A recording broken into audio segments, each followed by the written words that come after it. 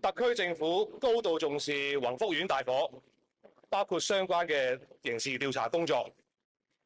災後，警方同廉署迅速成立咗一個近年最大規模嘅聯合調查小組。經聯合調查小組人員嘅深入調查，以及向律政司索取咗法律意見，警方正式落案起訴3名本地男子同2間本地公司，合共5項誤殺罪。而廉政公署則落案起訴7名人士同2間公司，當中包括警方起訴嘅全部人士同公司，控告佢哋合共20項控罪，包括串謀詐騙、洗黑錢、企圖妨礙司法公正以及逃稅。宏福苑喺2016年6月10日接獲強制驗樓嘅法定通知，於是透過招標程序，先後委任鴻毅建築師有限公司負責樓宇嘅檢驗報告同埋修葺工程嘅監督工作。之後就委任咗宏業建築工程有限公司負責實際修葺嘅工程。警方連月嚟仔細研究案情，翻查大量嘅文件同埋審閱各方人士嘅口供，抽絲剝繭之後發現負責宏福苑大廈維修工程嘅相關公司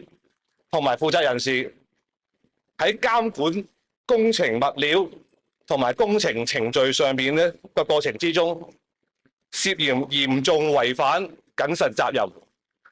出現嚴重疏忽，使用非阻燃嘅安全網同帆布，使用易燃嘅發泡膠板，同埋移除樓梯走火通道嘅窗戶，開設俗稱生口。上述嘅工程安排涉嫌嚴重影響樓宇嘅防火安全，令火勢迅速蔓延，同埋阻礙逃生路徑，造成大量嘅傷亡。喺徵詢律政司嘅法律意見之後，係今日警方正式落案起訴，共同起訴3名本地男子同2間本地公司。呢5名被告共同被控5項誤殺罪。3名嘅男被告期間不獲法庭保釋，需還押懲教署看管。今次嘅不幸事件，我哋懷疑係有人為咗自己嘅一己私利，佢哋不但係冇履行到佢哋嘅專業責任，甚至係用一啲懷疑貪污、造假等嘅不法行為去達到佢哋嘅目的，